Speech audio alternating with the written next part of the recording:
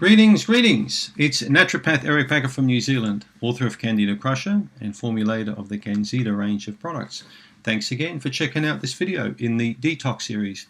I hope you've been looking at some of these videos which I've previously completed and uploaded. We did one a few days ago on liver cleansing, detoxification, and then one that followed that was the gallbladder flush. Now we're going to talk about the royal flush. Who knows what the royal flush is? We're not talking about the poker hand royal flush.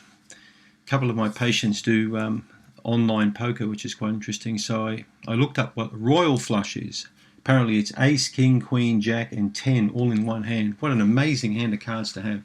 Well, the royal flush is the king in poker. It trumps everyone. See, the word trump always comes into it. The royal flush out-trumps everything. Now, the kidney flush out-trumps everything when it comes to detox. Now, the amazing thing is nobody talks about this stuff. I had a look on YouTube and I hardly found anything at all on kidney detoxification, kidney cleansing.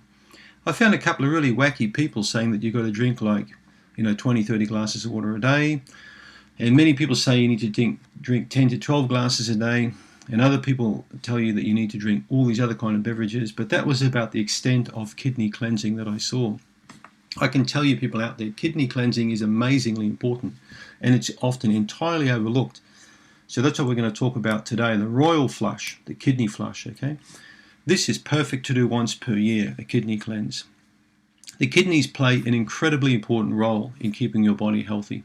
If they didn't function well for 1 or 2 days, you would be dead.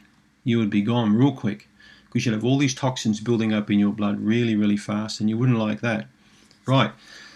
Did you know, for example, that the kidneys filter a staggering 200 plus litres of blood per day? I think that equates to 400 pints. 230 litres, about 400 pints of blood. And they produced an incredible 4 pints of waste every day, about between 2 to 2.5 litres of waste. So they're always filtering the blood and they're always cleaning the body, keeping you clean. They're trying to, get rid of all the crap that you keep putting into your body all the time. All the beer, all the chocolate, all the wine, all of those things that we enjoy to eat here have to come out, somewhere down there. So, and a lot of the stuff that we eat and breathe and put on our skin and we're in touch with in our environment all gets into our bloodstream. Have you ever wondered what happens to that hand cream that you put on your hands and it disappears really quick? Where do you think it goes? It goes into your blood. And all those chemicals in there that you can't pronounce the names of, the kidneys have to filter all that out. What about the air that you breathe? You're walking down New York City and a taxi blows all this black smoke in your face. A lot of my patients from London and the UK have told me they go back to their room later in the day, they blow their nose and it's all black from soot. It goes into the lungs, goes into the bloodstream, kidneys have got to filter it out. So the liver and the kidneys are the two main cleansers or detoxifiers. All right, so it's very important. So try and understand a little bit like your car. Okay, every time you get your oil changed or every second time you need to get an oil filter change. So the oil filter in your situation would be the kidneys and the liver. Okay, now you can't rip the kidney out and throw it and put a new one in a hurry. It's not that easy to do, but you can cleanse the kidney. No medical doctor talks about detox. Not many naturopaths I've ever heard talk about kidney detoxification. In fact, I've not heard of any who talk about it, which is really crazy to me. All the focus is on bowel cleansing and liver detox, but there's never any mention on kidney, and that's what we're going to do today. So what do the kidneys do? Well, the kidneys form a vital role in the body on keeping the electrolytes balanced. So when you eat salt, for example, and it gets broken down into sodium and chloride, it's very important for some system in the body to help regulate this balance. The kidneys do that. The kidneys also create hormones. Did you know that? They create multiple hormones. They create one called erythropoietin, which is responsible for red blood cell production, for example. They create other hormones like angiotensin 1 and 2, which help to regulate blood pressure. So without kidneys, you'd be feeling pretty crappy on your feet. So what are some of the signs and symptoms of kidney when it's gone wrong, when it's not functioning properly? Okay, headaches, high blood pressure, nausea, itchy skin is a common one, okay? Fatigue, and a whole bunch of other stuff. But feeling wasted and terrible is a common one too. So just feeling like crap. So where are the kidneys? Well, they're actually in your back, okay? They're in your back. It's hard for me to point them out because I'm really on YouTube, but you're going to find them about here somewhere, okay? Well, in normal people's bodies, that's where they are, all right? Some people have got one kidney. Some people have got 3 kidneys. Quite rare, but it has occurred. So the kidney or the renal gland has the adrenal gland sitting on top of them. Now, lots of people I've seen over the years have complained about a sore back, sore lower back, when in fact they had a very small amount of dull pain emanating from the kidney region. So you could sometimes feel a bit of dull pain coming from the lower back region, and it can well be kidney. I had a chiropractor bring me his wife a few years ago as a patient, complaining that he couldn't fix the back up no matter how much he adjusted it. And when I did some iridology, looked at the eyes, and I asked a bunch of questions, it was quite evident that the right kidney was pretty sick, which needed a lot of cleaning up. And of course, she thought she had lumbar pain when in fact she had kidney problem. So bear that in mind, okay? Maybe it's not your chiropractor, maybe it's your kidney. So we didn't really go into all the roles that the kidney plays, but suffice to say there are many different roles that the kidney plays in the body, but the big one is the filtration system. It keeps the blood nice and clean. Now, do you want clean blood or do you want dirty blood? It's your call, okay? It really depends on the kind of foods that you eat. Now, it's pretty obvious that probably the most important thing to say up front is the consumption of fresh and clean water. I mean, it's obvious. You're not going to be able to detox on Budweiser beer. I once told a patient, a male patient, he had to drink more.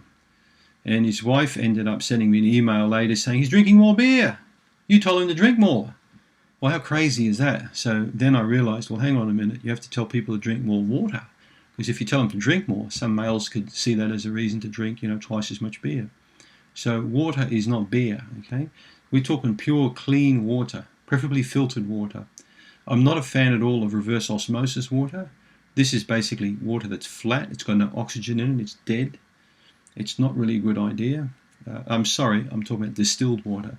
I'm not a fan of distilled water. I think that distillation fad hopefully is behind us now. So distilled water is good for laboratory use and also for putting in batteries. Although you can't really buy car batteries anymore to put water in there, you just dump them. So don't drink distilled water. It's not a good idea to drink water that's got no oxygen in it. You don't really find that naturally. In nature, there is no water with all the oxygen taken out, generally. So reverse osmosis water, I think, is quite a good one. There are a lot of different filtration systems you can look at that take fluoride out of the water, and chlorine and pesticides, heavy metals and junk like that. So I've got quite a nice filtration system in my kitchen. So I recommend, definitely to do that, especially if you live in a big city. It's also known that in places like New York, there's over 100 different pharmaceutical drugs in the tap water.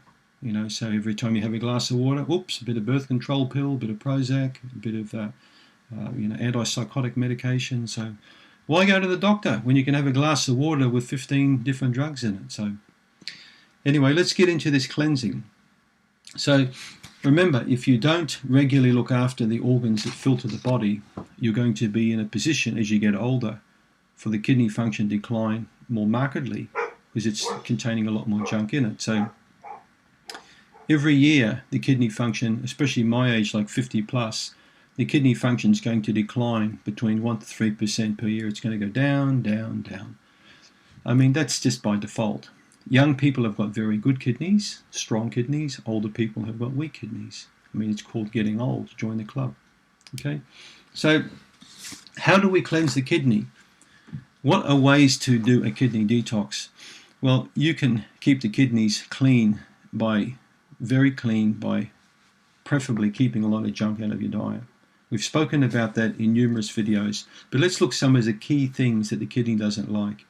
Some of the key things it doesn't like is a lot of caffeine, alcohol, and chocolate. That's right, chocolate. Now, you might think that chocolate's a really healthy food, but it's pretty darn hard on the kidney.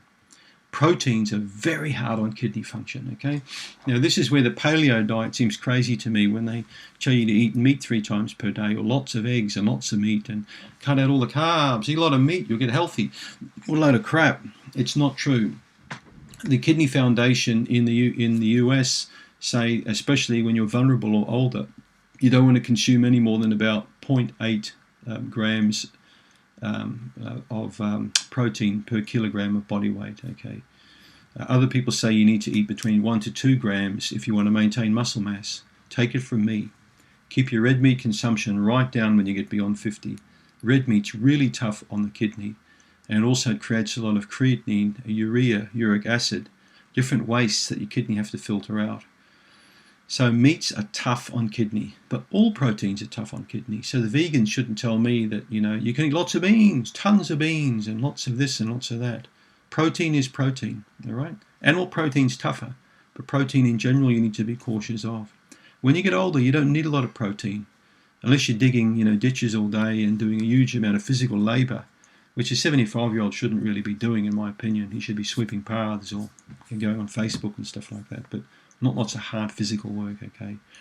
Younger people, as I said, have got healthier kidneys, can eat more protein, can physically work harder. But as you get older, you should be using your brain and not your brawn, okay? Right, let's get into this kidney cleansing. So let's look at a couple of steps we can talk about for keeping the kidney clean. We talked about the red meat, we talked about caffeine, we talked about alcohol, we talked about chocolate. Those are all foods very tough on kidney function. Water consumption, we mentioned. I think it's important to drink water when you get up, before meals, during the day. But 8 to 10 or 12 glasses a day, in my mind, is not necessary at all. Okay, nobody I know drinks 8 to 10 glasses a day. I mean, you'd have to be crazy to walk around drinking all day and peeing all day. So it's not natural to drink 10 to 12 glasses a day. So people who tell you that you must drink 8 glasses every single day, I mean, you know, we've got enough bloody limits set upon us already, speed limits and, you know, this limit and this limit. So it's up to you to decide how much water that you want to drink. But I would say a reasonable amount is anywhere between 3, 4 or 5 glasses per day is good. It's really nice if you can drink 6 glasses per day. But you don't need to be walking around with one of those drink bottles everywhere you go during the working day. Now, check out my video on Don't Stop Worrying About Health. Because I know some people who would go nowhere without a water bottle. They go to the bathroom with a water bottle. They're having a pee, they're drinking water, you know. They're drinking water watching TV. They're drinking water when they're on Facebook. They're drinking water when they're in bed. You don't need to do this kind of crap, okay? This is being anal about water. It's ridiculous. You need to drink when you're thirsty. And remember also, if you're like me and drink herbal teas or green tea, that also factors as water. You're eating a lot of vegetables, like steamed vegetables and salads, that also is water. So you don't need to be drinking every 3 minutes. Oh, an hour's gone by and I haven't had a glass of water. I better drink another glass of water. So don't do that. You don't need that much water. Keep an eye on the urine. If it's coming back pretty clear, without too much smell, you're pretty well hydrated, okay?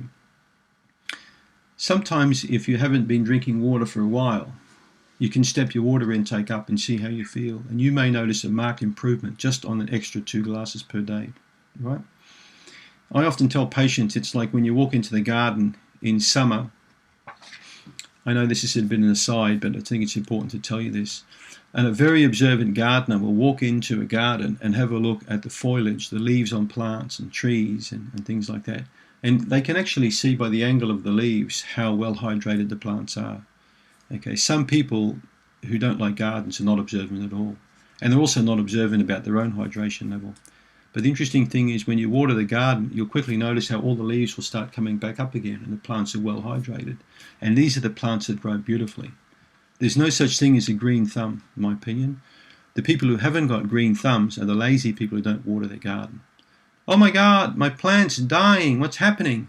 I can't get this garden happening. What the hell's happening, you know?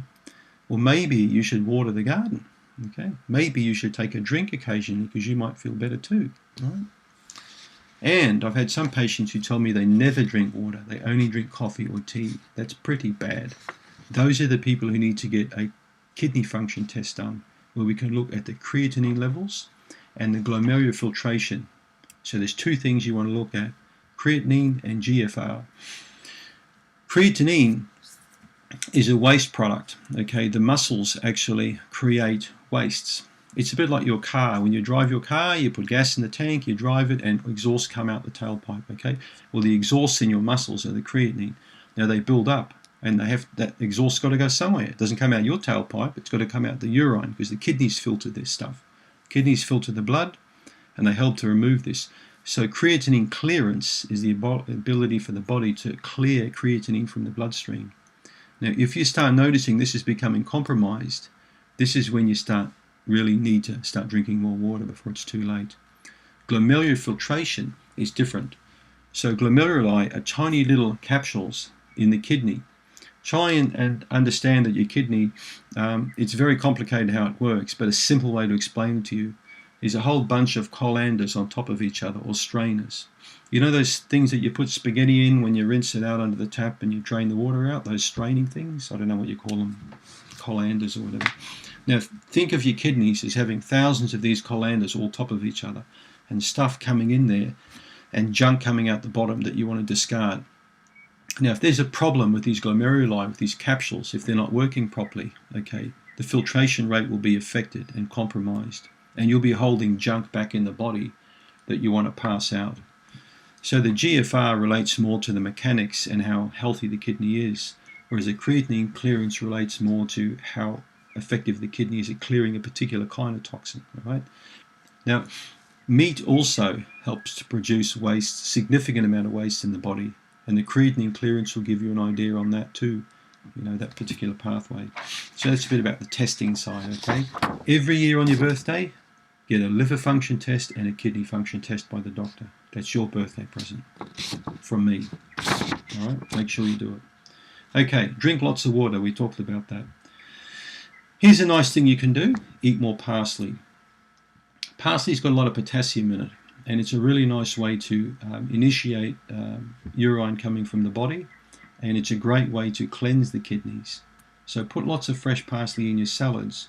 Now the parsley roots have historically been used for hundreds of years for kidney cleaning.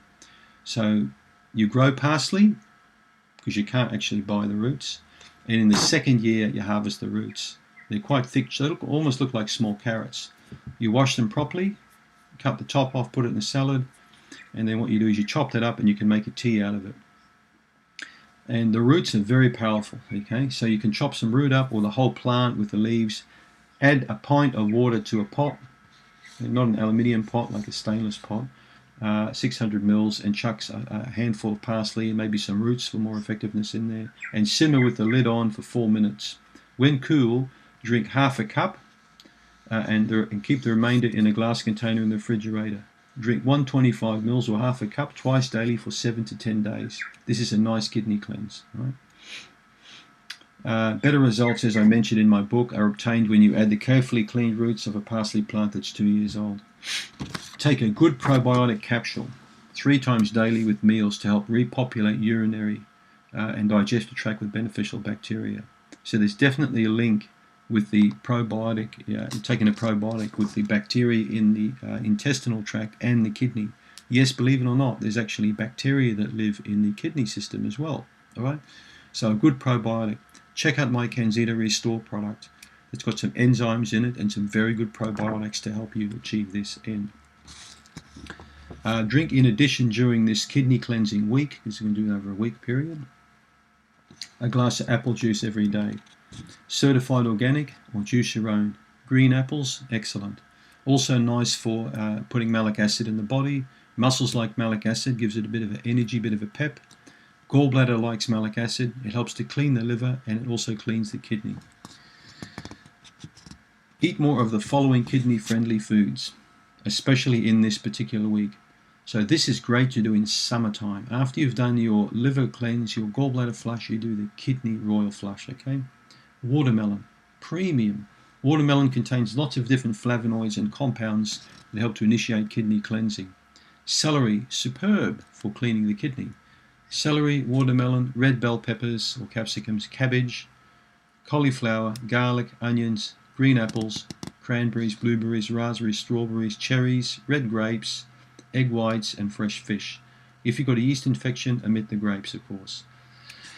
So cranberries and blueberries and any berries are very good for kidney cleansing, okay, because they contain compounds in them, different kinds of organic compounds that convert to this stuff called hippuric acid. Now, hippuric acid is a really good scrubber or cleaner of uric acid and urate from the body. So uric acid is like deposits that affect the kidney. Uric acid is important to clean from the body for many different reasons. It can make you quite sick and toxic, and it's also known to be bad for people with arthritis, especially gout. Right? So when kidney cleansing, reduce these things. Red meat, we've spoken about. White flour. Sugar, which you shouldn't be having anyway. Rich foods. Right? What do I mean by rich foods? Like gravies and stuff like that, okay? Junk foods, peanuts. Spinach, that's right. Take spinach out for a little while because it's got oxalic acid in it, which can inhibit kidney, in this cleansing week. If you're not cleansing, it's okay to eat spinach here and there. I wouldn't eat spinach every day. Now, there's a difference between Swiss chard and real, like English spinach or proper spinach. The Swiss chard can be a little bit harder on kidney function if you've got a compromised GFR or a poor creatinine clearance. All right? I've had patients over the years with huge amount of arthritis and pain in their body that were eating lots and lots and lots of Swiss chard. So be careful of Swiss chard, right? So I think that's just about it with the kidney cleansing. Have we got anything else to talk about? We talked about the protein, we talked about the berries. Another tip for you is barley water. I remember reading about this some time ago. So barley is a little bit like corn silk. It's a demulcent. It's very soothing and cleansing on the kidney. So just get a small handful of barley, throw it in water, in probably about a cup of water, and leave it overnight. And then in the morning, strain it and drink that water. It has a really good effect on increasing the creatinine clearance. So that's a good tip for you. Okay, try and do all this stuff over a 7-day period.